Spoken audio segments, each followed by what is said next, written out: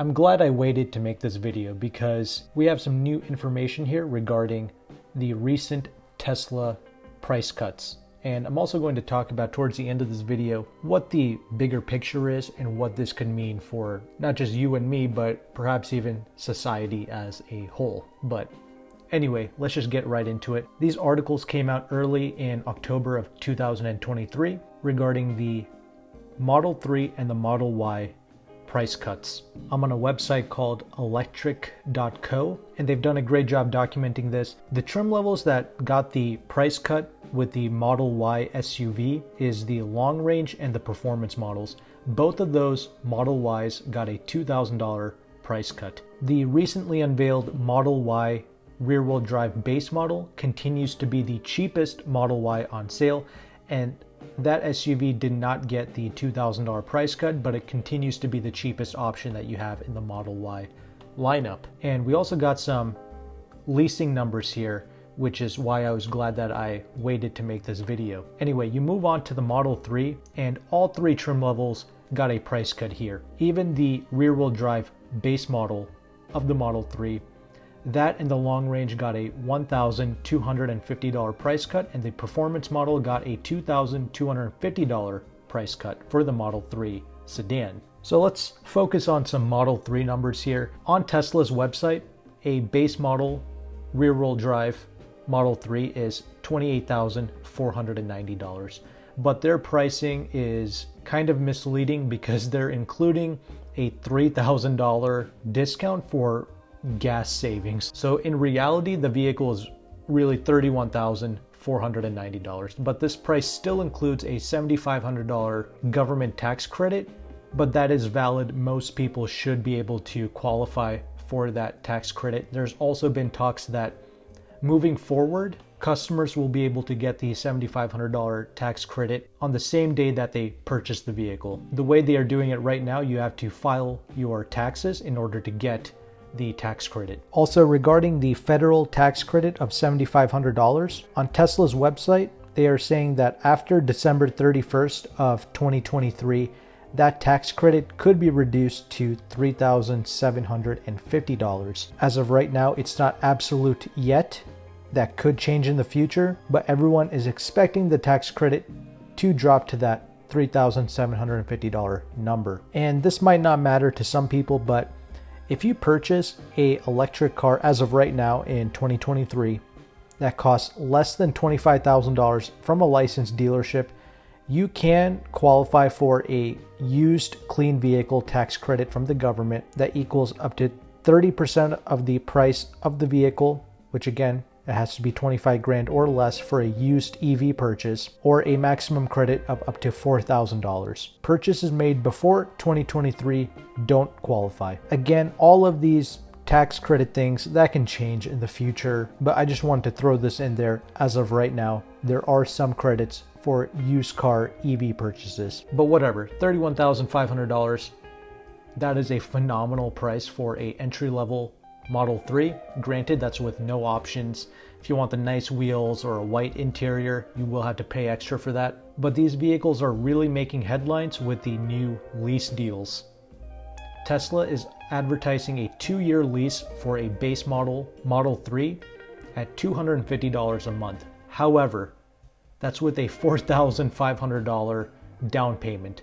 You should never put money down on a lease because that's literally like throwing money away. So if you divide $4,500 by 2 years and you add that back into the $250 payment, then the 2-year lease becomes $456 a month with zero down. That's still not terrible. That's still an affordable lease. Another thing to keep in mind regarding the new Tesla leases is you cannot keep or buy out the vehicle at the end of the lease. You actually have to turn in the vehicle back to Tesla. So you are not generating any equity in the vehicle. You're basically just renting this car for 2 to 3 years.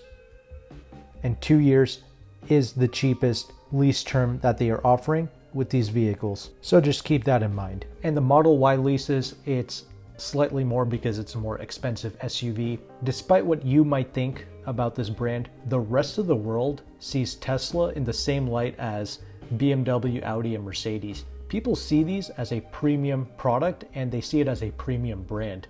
Yet you're really getting these things at like Honda, Toyota prices. Because the world thinks that these are cool cars. And I have to admit, I have tested these cars.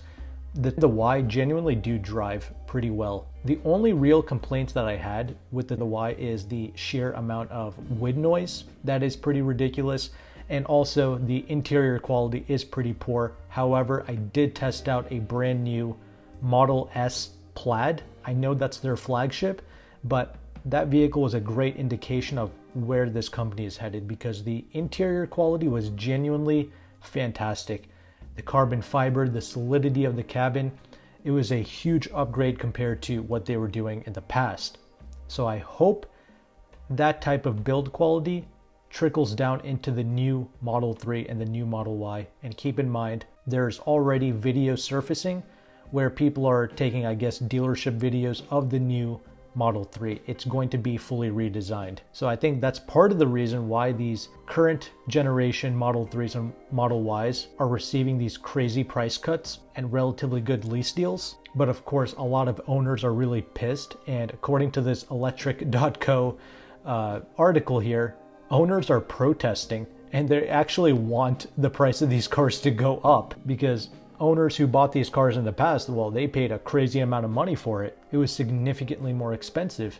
So now their cars just crashed in value because Tesla keeps price cutting their products. So current owners, they're basically fighting for inflation.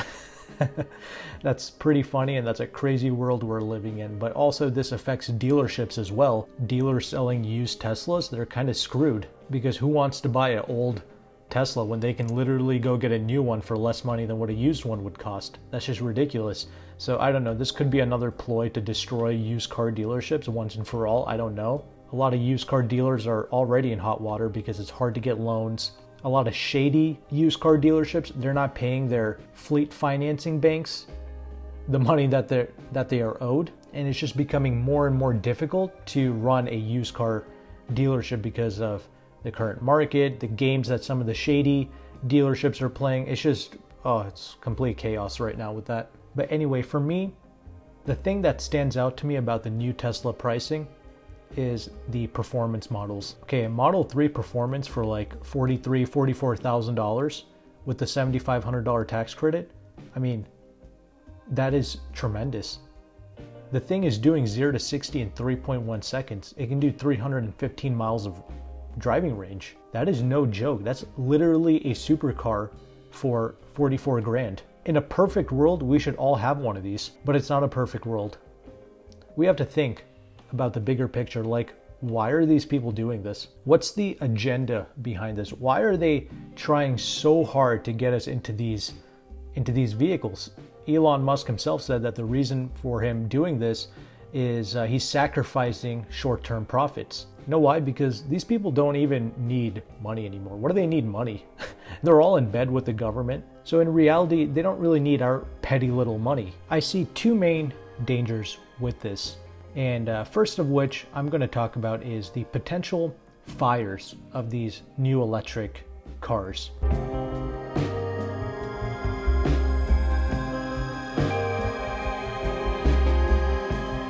Now, I'm not just going to say that all electric cars are catching on fire, because I do admit when you see like one article or one thing on the news that says that a Tesla or another electric vehicle caught on fire, people begin to think that every electric car is catching on fire. And of course, that's not true. I mean, Teslas have been around for over 10 years now. Okay, people have been commonly driving them. Not all of them are just exploding out of nowhere, but there is a couple of dangers to note. And I'm going to cover that here in this video. And I'm also going to be referencing John Cadogan's videos. I hope I'm saying his last name correctly, but he's a journalist in Australia and I absolutely love his videos. And he did a lot of great videos documenting electric car fires and his thoughts on it. So I'm going to be referencing to that as well, along with a certain Motor Trend article. Of course, you got to think twice about the people writing the article, and you have to think 3 times about what their agenda is. But for right now, we'll roll with it, because I actually think Motor Trend did a good job about writing regarding electric car fires and non-EV fires. And the reality is traditional ICE cars catch on fire way more often than EVs. Part of that is because obviously there are more ICE cars on the road, so it's natural that they are going to be the ones catching on fire. And in this Motor Trend article, it says that a car fire happens every 5 minutes in the United States. Fine, I believe that, and they are also saying that the majority of ICE cars that are catching on fire are typically cars that are from 2007 or older, and vehicles that have either deferred maintenance or they have parts that need to be replaced and people haven't replaced it. So the clapped out cars that are typically neglected by their owners, that's what's primarily causing the fires with ICE cars. And this article also says that according to the NFPA, the leading cause of vehicle fires is a mechanical failure or a malfunction, and that accounts to 45% of all fires. And it says that electrical problems result in 23% in vehicle fires. But here's the thing about electric car fires. Although there's nowhere near the same amount of EVs as there are ICE vehicles on the road, electric car fires are significantly more dangerous than a gasoline powered car fire. Reason for that is because a lot of these EVs, they're running on lithium ion batteries. And something called thermal runaway is the biggest reason for EV fires. And thermal runaway is essentially when one of the cells inside of a lithium ion battery is defective or has some type of an issue, and the heat inside of the battery begins to build and there's no way for that heat to escape. That's when the majority of EV fires take place. So it's a chemical process. And an article on Honeywell did a great job in explaining some of the causes of thermal runaway in lithium ion batteries. And some of the causes can be because of short circuiting, mechanical stress to the EV battery from impact during an accident, overheating or poor cooling techniques, condensation and moisture in the EV battery pack, or even a manufacturing defect. So these are the main causes. And it's important to note, because when an EV car catches on fire, the way you put that fire out is not in the traditional way that you would put out a gasoline car powered fire. Because even when you think you put the fire out, there is a high likelihood that the EV battery will reignite itself again. So it's very difficult to put out these EV fires. It's way more dangerous. And at the same time, all kinds of toxic fumes and chemicals and metals that are all being burned, and people are breathing that now. Very dangerous stuff. And if you remember, I think there was a hurricane in Florida and a lot of salt water came on shore, and Tesla vehicles were just constantly catching on fire. And the fire departments had a really tough time in controlling it because they would put the fire out and it would just constantly keep reigniting. And some fire departments are saying that in the case of a lithium ion battery fire, some of them are trained to just let the thing burn out completely. Like, don't even put the fire out, just let it burn out. So that's another thing. You let the thing burn out. It's, as I said before, the fire is literally releasing toxic fumes into the air for all that time. IIHS, they test a lot of these EV vehicles in a crash. I don't really think there's ever been an occurrence where they crashed a car and the vehicle just combusted into flames. But it's important to note that it can happen, because there's plenty of videos online where people will take a cell phone battery and just stab it with a knife and it will immediately start smoking. Those little cell phone batteries or e-scooter batteries, when they catch on fire, they are like literal small nukes going off. They cause a very violent explosion. That's with those small batteries. Imagine a car battery going off like that. So the danger is very real. Also, overcharging these EV batteries or fast charging it can cause potential fires because you're overheating the battery now. So it's best that you don't go to sleep with these vehicles plugged into a charger. And you should only be charging most of these EVs up to 80% anyway, unless you're going on a long trip. So there's no reason to just keep charging these vehicles to 100% all the time. We already briefly talked about condensation and moisture with those Florida hurricanes, but also Porsche and Audi, they recently issued out a recall because their batteries weren't sealed properly. As I mentioned, John Cadogan, he did a lot of videos documenting EV car fires, and just recently a Range Rover just combusted and caused problems for over 50,000 people in Europe at one of their airports. Articles didn't say that the Range Rover was a hybrid or a gasoline powered vehicle, but John brought up a lot of great evidences and talking points to suggest that the Range Rover that combusted was most likely one of the hybrids, because in general a lot of Range Rover hybrids were blowing up and catching on fire, and some celebrities even had to jump out of their window because of smoke coming through the vehicle. It's just crazy. So the sheer violence of the explosion and the fact that a lot of the fire came from beneath the vehicle suggested that the Range Rover that combusted was actually a hybrid version. And it was at an airport, so it inconvenienced over 50,000 people. That many people were affected by this. And John's suggestion is, moving forward as a society, we need to be more cognizant about these EV fires, because obviously EVs are growing in demand. These car companies and governments, they're pushing for it. They want everybody in these EV cars. They're saying that ICE vehicles will stop production in 2030, and every manufacturer is going to be making EVs only. Builders, people in construction, they need to keep this in mind. Like that airport, the parking decks had no sprinkler systems put in place, because in Europe apparently their codes say that they don't need a sprinkler system installed. But with these EVs gaining in popularity, becoming a lot more affordable and cheaper to buy, you're going to be seeing more of these, and these vehicles just randomly catch on fire, like that Range Rover and like a Mercedes EQE or a EQS. I forgot which one it was, but in Florida, someone had parked one of those electric sedans from Mercedes in their garage, and it just randomly caught on fire. The person wasn't even charging it. It was just parked in the garage, and it just ignited in flames. This is not funny. This is some serious stuff. It's the randomness and the danger of these fires that concern me. Even though not all of these cars are blowing up, the few that do causes huge headaches. And John was saying that children need to be informed about this. They need to understand they have to get out of harm's way so that they don't breathe in these toxic chemicals and these fumes. Don't just stand there trying to be a hero and videotaping this. No, you have to get out when you detect a car fire or any weird smells.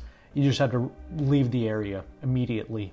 But why are these vehicles gaining in popularity so much? Why are these car makers and governments shoving these things down our throats? Well, we can talk about that next.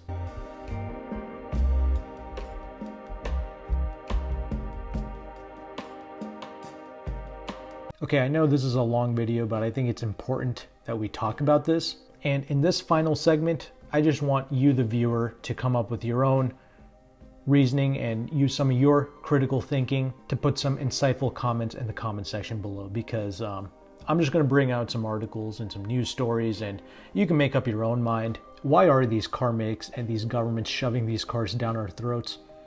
Honestly, I don't even think they are interested in the money anymore. They have all the money. They have billions and trillions at their disposal. Who cares about money? Okay, Elon Musk literally said they are sacrificing short-term profits. Who cares about profits at this point? They're all in bed with the government. Okay, a lot of their money comes from government contracting.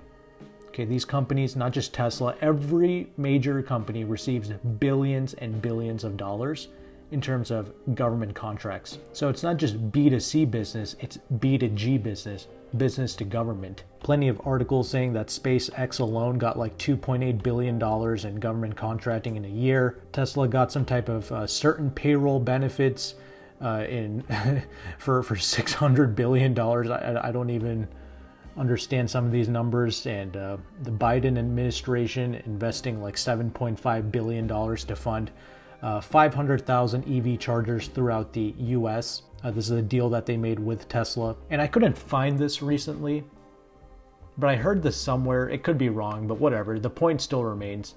Like 60% of Apple's revenue comes from government contracting. That could be wrong. They might have just scrubbed that information online because I can't find it anymore. But the point is, government contracts contribute to a lot of major corporations' revenues and incomes. Not to mention, these big corps get tax credits too.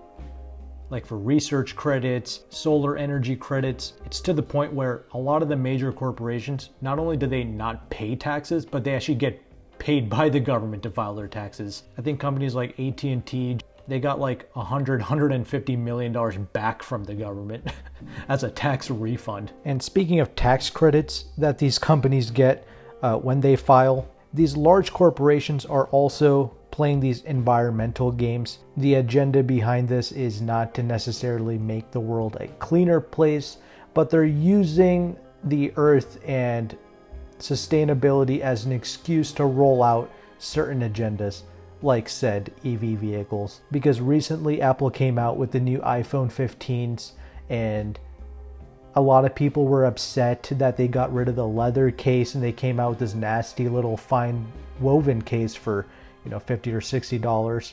It's all just a facade. They're just putting up a front.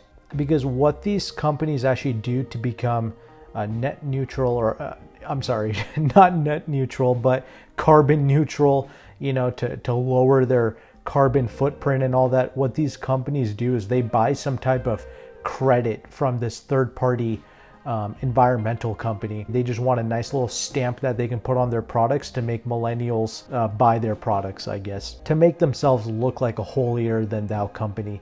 That's what this whole EV green movement is all about. It's all just a fake facade. We learned this way back in middle school, like cows belching causes more pollution than all of the vehicles on the road put together. Yet cows on this earth, that is a natural thing. Them belching, that is a natural occurrence. And the methane that these cows put out into the atmosphere, that's also natural. Cows have always been here. It is what it is. Like, these companies literally make a mockery out of you and me every single day. I think like Warren Buffett says that he pays less in taxes than his secretary does. So what's like the deeper reason for them shoving these EVs down our throats? Honestly, you can think what you want, but I really think they're just trying to limit our movement. They want us in these smart cities, they want us in these smart cars, and they don't want us traveling too much. They want to take our mobility away from us. Heck, I wouldn't even be surprised if they just give away electric cars for free. I can even see that happening, honestly, because they don't really care about the money. But forget about the mobility. You might not even care about that right now. Ford actually has a patent ready where they can automatically repossess your vehicle if you're behind on payments. So in the future, you got these electric Fords. If you're behind on your payments, the car can lock you out and then it'll turn itself on, drive down to the local dealership and self-repo itself. That is nuts. And I think I also heard that cops now have the ability to shut down your vehicle, or at least they're working on it, to stop quote unquote high-speed chases. So hopefully you can see the severity in that, where they can remotely shut down your vehicle. And I know a lot of people like to worship these people. They would actually go out of their way to lick the bottom of these people's feet, even though these people are not on our side. They never have been, never will be. I mean, like, the first Apple computer cost $666. Like, they tell us to our face what side they're playing on, and it's certainly not on our side. But make no mistake, this matrix, it's moving very quickly. They know they're running out of time, so they are moving quick with all of their agendas. Okay, devaluing the dollar, they got the CBDC on their way. A lot of banks don't even accept dollars anymore. It's not a conspiracy, people. This is on the daytime television news. Like, they just tell you straight up. There's no such thing as a conspiracy theory. That's never existed before. They just tell you flat out everything that they're doing because they're supposed to tell you. They believe that if they tell you, like, they don't get some type of judgment in the future for it. They believe in all kinds of weird little things like that. So they tell you in the news, in the media, in TV shows, in movies, what they're going to do before they do it. But things are taking place at a biblical proportion right now, and that's my very long look at the Tesla price cuts. No matter how cheap they make these cars, I just can't do it. I can't fall for it. I simply can't support these things. In a perfect world, yeah, sure, we should all have a Tesla Model 3 Performance on our driveway, but it's not a perfect world. A lot of people know that there's something going on. They're not completely oblivious, but they pretend like they are oblivious because, let's be honest, this Matrix is nice. They did a good job fattening our hearts, giving us comforts and pleasures. Heck, we even piss and take a dump in perfectly clean drinking water every single day. We have running water. We are 3 minutes away from a Kit Kat bar, some Mickey D's and a Pepsi. Like, this is a comfortable life that they made here. So I don't blame people for turning a blind eye to what's really going on, because they want to believe that these people are on our side and have our best interests in mind. But the reality is, we all know that they don't. But anyway, thanks again for watching. Take care and goodbye.